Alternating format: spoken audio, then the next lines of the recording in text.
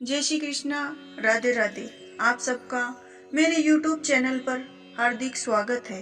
मैं आपके लिए लाई हूँ माघ मास महत्यम कथा का 14वां अध्याय, जिसे सुनने मात्र से भगवान श्री हरि की कृपा आप पर बरसने लगेगी। माघ मास स्नान का बहुत अधिक पुण्य प्राप्त होता है।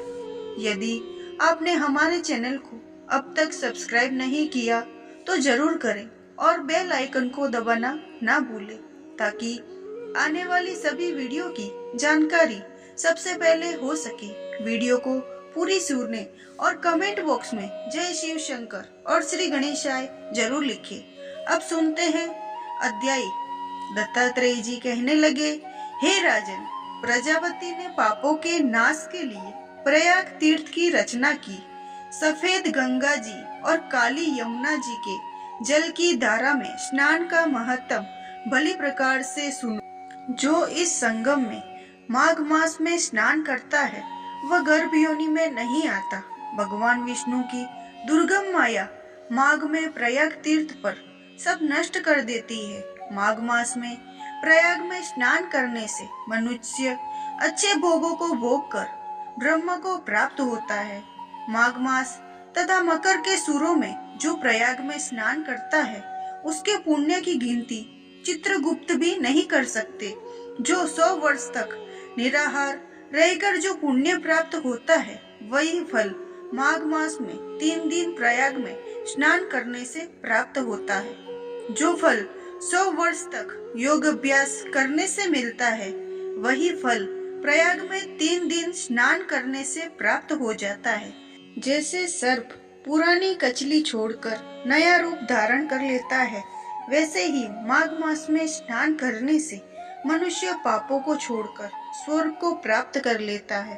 परंतु गंगा यमुना के संगम में स्नान करने से हजारों गुना फल मिलता है।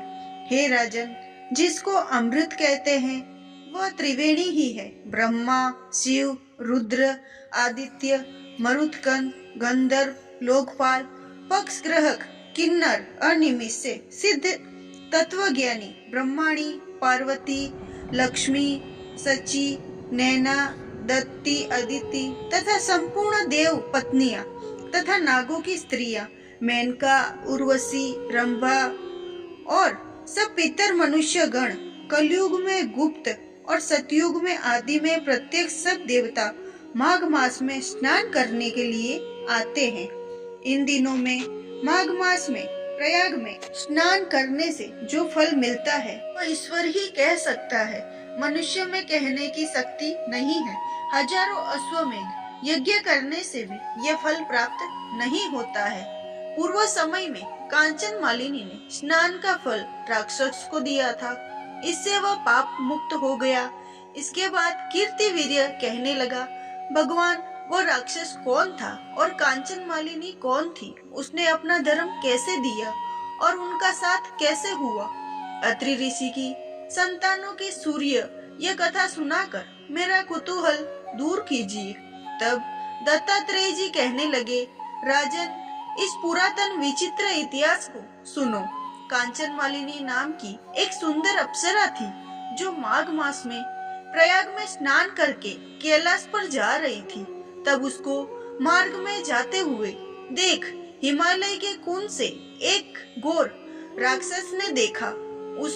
उसने सोने जैसी तेज वाली, सुंदर कटी वाली, बड़े बड़े नेत्रों वाली, चंद्रमुखी सुंदर केस, 3 पयोधरी से राक्षस ने कहा, सुंदरी कमल नैनी, तुम कौन हो और कहां से आ रही हो? तुम्हारे वस्त्र और बनी भीगी क्यों हैं? तुम आकाश मार्ग से कहां जाती हो? किस पुण्य के प्रताप से तुम्हारा शरीर ऐसा तेजस्वी और रूप मनोहर है? तुम्हारे गीले वस्त्र से मेरे मस्तक पर गिरी हुई एक बूंद जल से मेरा क्रूर मन को एकदम शांति प्राप्त हो गई है। इसका क्या कारण है? तुम बड़ी शीलवती प्रतीत प्राप्त हो गई है। इसका क्या कारण है? तुम बड़ी शीलवती प्रतीत होती हो। इसका कारण मुझसे कहो। अप्सरा ने कहा, हे राक्षस, सुनो, मैं काम रूपनी अप्सरा हूँ। मैं प्रयाग संगम में स्नान करके आ रही हूँ और कैलाश पर्वत पर जा रही हूँ। जहाँ शिव निवास करते हैं। त्रिवेणी के जल से मेरी सब क्रूरता दूर हो गई, जिसके प्रभाव से मैं इतनी सुंदर और पार्वती जी की प्रिय सखी हुई। आश्चर्य देने वाला उदाहरण मुझे ब्रह्मा जी ने कहा था। सुनो, मैं कलिंग देश के राजा की वेश्या थी। रूप, लावण्य और सुंदरता में अपूर्व थी। मेरी सुंदरता पर सारा नगर मोहित था और मैंने अनेक प्रकार के भोग भोगे। अनेक प्रकार के वस्त्र और आभूषणों की घर में कोई कमी नहीं थी। कहीं कामी पुरुष आपस में स्पर्धा से मृत्यु को प्राप्त हो गए। इस तरह उस नगर में बड़ी सुंदरता से यौवन व्यतीत हुआ और मैं वृद्ध अवस्था में प्राप्त हो गई। तब मेरे मन में विचार आया, मैंने अपनी सारी आयु पापों में व्यतीत कर दी। धर्म का कोई दान तप यज्ञ नहीं किया, शिव या दुर्गा जी की पूजा आराधना नहीं की। इस तरह अशांत चित्त से मैंने एक ब्राह्मण की शरण ली जो ब्रह्मनिष्ठ था। मैंने उससे पूछा कि मेरा निस्तार किस प्रकार हो सकता है। साधु सज्जन अच्छे और बुरे सभी पर दया करते हैं, इसीलिए मुझ दिन दया पर कृपा करके मुझ कीचड़ में डूबी हुई को पकड़कर उबारिए। और सागर क्या हंस को ही दूध देता है, बतख को नहीं देता?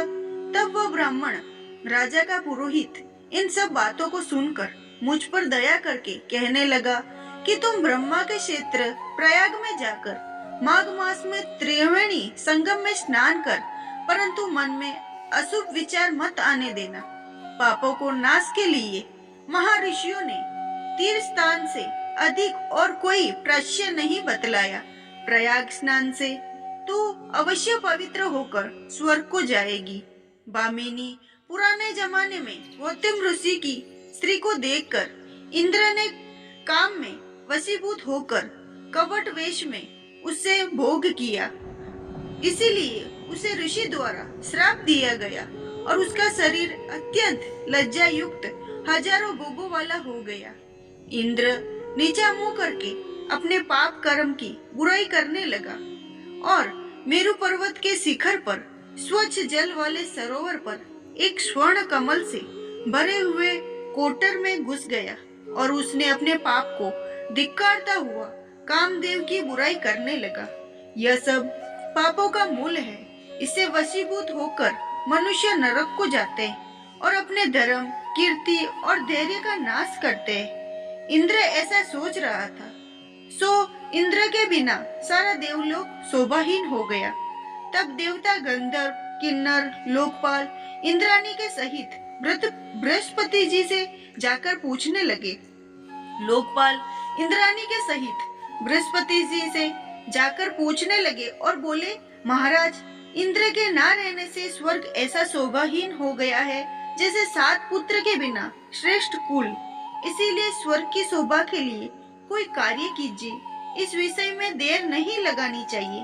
तब बृहस्पति जी कहने लगे, इंद्र के बिना सोचे विचारे जो कर्म किया है उसका फल भोग रहा है, सो वो कहाँ है? मैं ये सब जानता हूँ। फिर गुरुजी ने सबको साथ लेकर स्वर्ण कमल से युक्त बड़े सरोवर में इंद्र को देखा, जिसका मुख मलिन और आंखें बंद थी। तब इंद्र ने बृहस्पति जी के चरणों को पकड़कर कहा, इस पाप उद्धार करके आप मेरी रक्षा कीजिए। तब बृहस्पति जी ने इंद्र को कहा, प्रयाग में स्नान करने से ही तुम पाप मुक्त हो जाओगे। तब इंद्र सहित सबने ही प्रयाग में जाकर संगम में स्नान किया और त्रिवेणी स्नान से इंद्र पाप मुक्त हो गए। तब बृहस्पति जी ने इंद्र को वरदान दिया कि तुम्हारे शरीर में जितने भग है सब नेत्र हो जाएंगे। तब इंद्र ब्राह्मण के वर्ग से हजारों नेत्रों से ऐसे सुशोभित हुआ जैसे मानसरोवर में कमल शोभायान होता है, वैसे इंद्रदेव है।